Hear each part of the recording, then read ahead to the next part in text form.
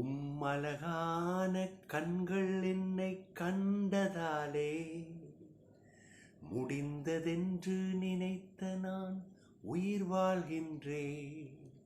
உம்மழகான கண்கள் என்னை கண்டதாலே முடிந்ததென்று நினைத்த நான் உயிர் வாழ்கின்றேன்.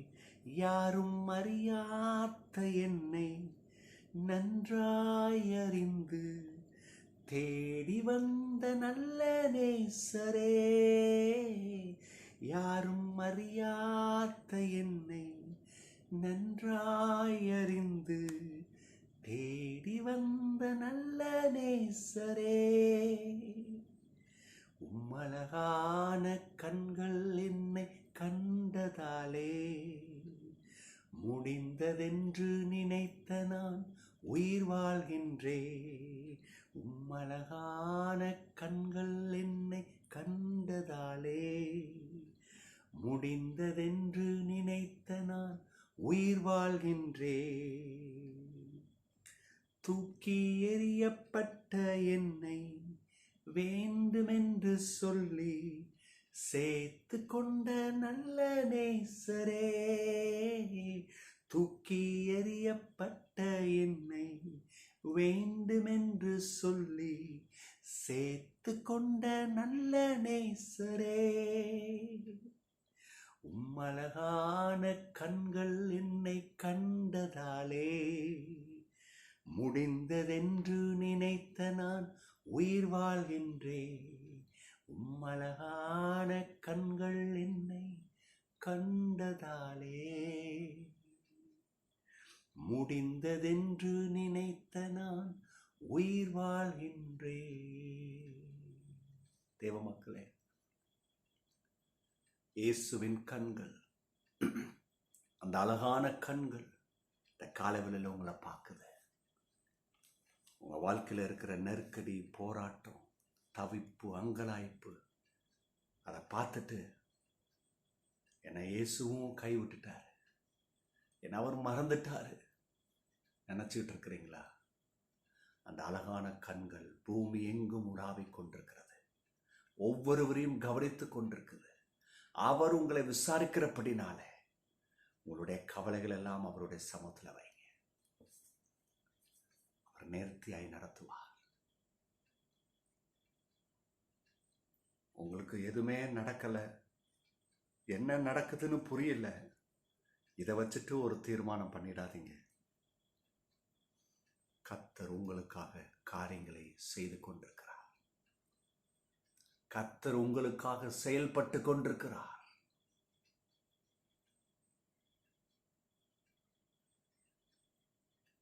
அமைதலா இருக்கு, என்ன நடக்குதுன்னு தெரில, அதுக்காக கர்த்தர் தூங்கிட்டு இருக்கிறார்னு அர்த்தம் இல்லை.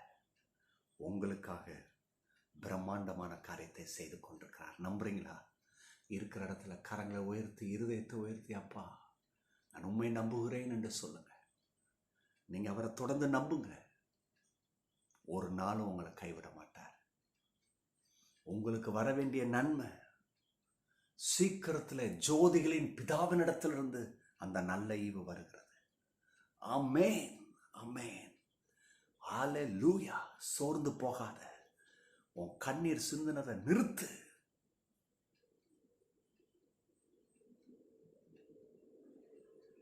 நிச்சயமாகவே உனக்கு ஒரு முடிவு உண்டு.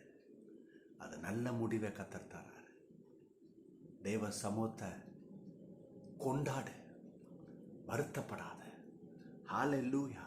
ஒரு சிலருக்காக நான் பேசிட்டு இருக்கிறேன் தீர்க்க தரிசனமா.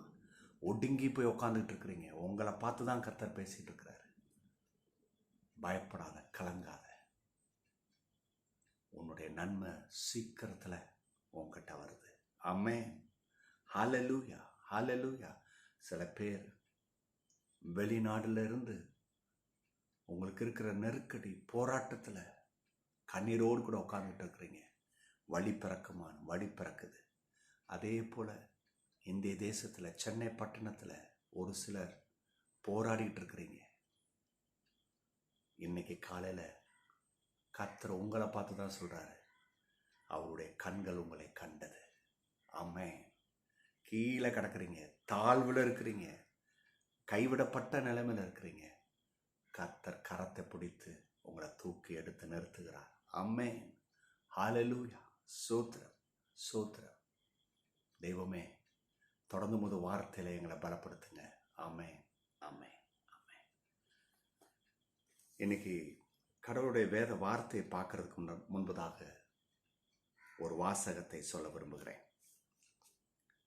Whatever Satan has done in your life, God can bring you out.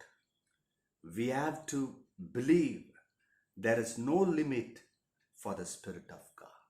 Amen. ஒருவேளை சாத்தான் உங்கள் வாழ்க்கையில் செஞ்சிருக்கிற காரியம் இருக்கட்டும், ஆனால் கர்த்தர் உங்களை அதிலிருந்து கொண்டு வருவார்ன்றதை நம்புங்க. தேவ ஆவியானவருக்கு இதை தான் செய்ய முடியும், இதை செய்ய முடியாதுன்னு இல்லை. அவருக்கு லிமிட்டே இல்லை. எந்த இடத்துல இருந்தாலும் அந்த இடத்துல இருந்து நம்மளை தூக்கி எடுத்து நிறுத்த முடியும் என்று சொல்லி இந்த வாசகம் சொல்லுகிறது. That is true. இது உண்மை. தேவ ஆவியானவருக்கு லிமிட் இல்லைங்க. there is no limit for the Spirit of God. தேவனால் எல்லாம் கூடும். இந்த வாசகத்தை மையமாக வைத்து ரோமர் 8:31 என்ன சொல்லுது? தேவன் நம்முடைய பட்சத்தில் இருந்தால் நமக்கு விரோதமாய் இருப்பவன் யார்? இதை பார்ப்போம். நமக்கு விரோதமாய் இருப்பவன் யாரு? சாத்தான். அவன் தான் விரோதமா இருக்கிறான். ஏன்னா நம்ம கடவுளுடைய பிள்ளைங்க. கடவுளுடைய பிள்ளைகளுக்கு சேமம் வரக்கூடாது, நன்மை வரக்கூடாது, சுகம் வரக்கூடாது, வெற்றி வரக்கூடாது, முன்னேற்றம் வரக்கூடாது என்பதை தடுக்கிறதுலே அவன் ரொம்ப மும்முரமா இருக்கிறான். சாத்தா மூலம் தான் வருது. சாத்தா மூலம் எப்படி வருது? சூழ்நிலையை தாக்குறான், அந்த சர்க்கம்ஸ்டன்ஸை தாக்குறான். நம்மளோட வேலை பார்க்குற இடத்துல பலவித இடைஞ்சல், எரிச்சல், பொறாமை, நம்மளையே சில பேர் டார்கெட் பண்ணி மாட்டி விடுறாங்களா? இது யாருன்னா சாத்தான் பண்ணுறான். அப்புறம் பாருங்க, பிஸ்னஸில் பொறாமை, எரிச்சல் இல்லையா, தலை தூக்க முடியல இல்லையா. நல்ல கிளைண்ட்ஸ் இருந்தாங்க, அப்படியே அந்த கிளைண்ட்ஸ் என்னன்னு தெரில, ஆர்டர்ஸை கொடுக்கறத நிறுத்துறாங்க. என்னன்னு புரிய மாட்டுறது. இத்தனைக்கும் எல்லா கிளியரன்ஸ் கரெக்டாக இருக்கு. என்ன ஏது? பிசாசு. நம்முடைய வேலையில் நமக்கு வர வேண்டிய முன்னேற்றம், நமக்கு வர வேண்டிய ப்ரொமோஷன் வரலை. நம்ப மாட்டீங்க, நிறைய பேர் அதுக்குன்னே வேலை செய்கிறான் பாருங்க. போய் நம்முடைய முன்னேற்றத்தை அப்படி எரிச்சல் படுறாங்க. ஏன்னா நம்ம கடவுளால் ஆசீர்வதிக்கப்பட்டிருக்கிறோம், ரொம்ப நல்லா இருக்கிறோம், வேலையை திறமையாக செய்கிறோம், கையின் பிரயாசம் நல்லா இருக்கு. இதெல்லாம் அறிஞ்சுதான் இதுவும் வந்துருச்சுன்னா இன்னும் பெரிய சாதகமாக போயிடும்னு தடுக்கிறான். ஸோ நமக்கு விரோதமாக இருப்பவன் யாருன்னு கேள்வி கேட்குது. ஆனால் நம்ம பார்த்தோன்னா நமக்கு விரோதமாக இருப்பவன் இருந்துகிட்டு இருக்கிறானே. ஆனால் வேதவசனம் சொல்லுது யார்? பவுல் அப்போஸ்தலன் ரோம சபைக்கு சொல்லும் போது சொல்கிறாரு, உனக்கு விரோதமாக எவன் எந்திரிக்க முடியும்னு. ஆனால் இன்னைக்கு ஒரு கேள்வி, எனக்கு விரோதமாக எழும்பி நிற்கிறானே, என்னை தடுக்கிறானே. இன்னும் சில விரதம் வருது பாருங்க. நல்லா இருக்கிற குடும்பத்தை கெடுப்பான் பாருங்க. தேவையில்லாத வார்த்தையை சொல்லி, சந்தேகத்தை கொடுத்து, பயத்தை கொடுத்து, இல்லையா, சில வார்த்தைகளை போட்டு குழப்படி கொடுத்து குடும்பத்தையே உடைக்கிறான். இதெல்லாம் சத்துருவானவனுடைய தந்திரம். ஆனால் கவனிங்க, இத்தனை தடையும் இத்தனை விரதமும் வராமல் தடுக்கிறதுக்கு கர்த்தரால முடியும். நம்ம என்ன செய்யணும்? கர்த்தரால முடியும். கர்த்தர் தடுக்கிறதுக்கு ரெடியாக இருக்கிறாரு. ஆனால் நான் செய்யணுமே. நான் என்ன செய்யணும்? நல்லா கவனிங்க. சீக்ரெட் டு யுவர் சக்சஸ், உங்களுடைய வெற்றிக்கு ஒரு ரகசியத்தை சொல்கிறேன். எப்படி கர்த்தர் இதில் செயல்பட முடியும்? அதுக்கு நான் என்ன செய்யணும்? கர்த்தர் செயல்படுவது நிச்சயம், அவரால் கூடாதது ஒன்றும் இல்லை. ஆனால் நான் செய்ய வேண்டிய பங்கு இருக்குது. என்ன பங்கு? Faith in God. கர்த்தரை நம்புங்க. ஐயோ, எனக்கு வர வேண்டிய ப்ரமோஷன் போச்சே, அது போச்சே, இது வரல, இது நடக்கலை, என் சூழ்நிலை மாறல, என் பிஸ்னஸில் நன்மை வரலன்னு சொல்லிட்டு பார்க்குறீங்களே. ஆனால் நீங்கள் கர்த்தரை நம்பலையே. கர்த்தரை நம்பி பாருங்க. நம்ம செய்ய வேண்டியது செய்யலை, நம்பிக்கை இல்லை. என்னமோ தலையெழுத்து ஏதோ அதுதான் நடக்கும். தலையெழுத்தாக நம்புறீங்க. சொல்லப்போனால் தலையெழுத்து ஒன்றும் இல்லை. உங்கள் தலையில் அவருடைய வசனத்தை வச்சிருக்கிறாரு, வார்த்தையை வச்சிருக்கிறாரு. சரசின் மேலே நித்திய ஆசீர்வாதங்களை வச்சிருக்கிறாரு. அதை மறந்துட்டு நீங்கள் பொய் வார்த்தைகளை நம்பிக்கிட்டு இருக்கிறீங்க. ஃபெய்த் இன் காட், விசுவாசிங்க.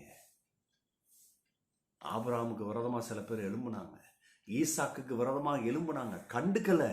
அவங்க விசுவாசித்தாங்க. அதனால தான் அன்னைக்கு ஈசாக்கு அவன் வேலை செஞ்சு, அதுவும் அவனுடைய முற்பிதாவாகிய ஆபிரகாம் தோண்டி வச்சது, அவனுடைய பிதா தோண்டி வச்சது, அவனுடைய தகப்பன் தோண்டி வச்ச துறவு, அதை போய் வேலை ஆட்கள் வச்சு, அவனுடைய வேலை ஆட்களை வச்சு தோண்டி எடுக்கிறான். அதுவே தடுக்கிறாங்க. அவன் சண்டை போடலை. ஏன் தெரியுமா சண்டை போடலை? Faith in God. நான் கடவுளை நம்புகிறேன் ஐயா, அவர் எனக்கு எங்கே கை வச்சாலும் செய்வார். அதே போல தான் நடக்குது. ரெண்டாவது, லவ் த லார்ட். கடவுளை நேசிங்க. இன்னைக்கு நிறைய பேர் கடவுளை நேசிக்கிறது இல்லை, உலகத்தை நேசிக்கிறது. இச்சை, அது வேணும் இது வேணும், எல்லாத்தையும் கத்தர் தருவார். கத்தரை நேசி, கத்தரை பற்றிக்கொள். கத்தரை நேசிக்கிற இருதயம் இன்னைக்கு நிறைய பேர்கிட்ட இல்லை. மூன்றாவது, ஒபீடியன்ஸ் டு காட். கடவுளுக்கு கீழ்ப்படிங்க. இதை செய்யுங்க. கத்தர் நம்முடைய பட்சத்தில் இருப்பார். ஒரு நாளும் கத்தர் பிசாசுக்கு பட்சம் இல்லை, நம்ம பட்சம் தான் இருக்கிறாரு. நம்ம பட்சம் இருக்கிறதுக்கு நம்ம சில வேலையை செய்கிறதில்ல, செய்கிறதுனால அவர் காத்துட்ருக்கிறாரு. எப்பா, நீ என்னை நம்பலையே, என்னை நேசிக்கலையே, என்னை விசுவாசிக்கலையே, நான் சொன்னதை கேட்கலையே, எப்படி நான் செய்ய முடியும்? காலவில் கத்தரை விசுவாசிங்க, கத்தருக்கு கீழ்ப்படிங்க, கத்தரை நேசிங்க. கத்தரை உங்கள் பட்சம் இருப்பார். பெரிய காரியங்களை நீங்கள் பார்ப்பீங்க. God bless you. Bye-bye.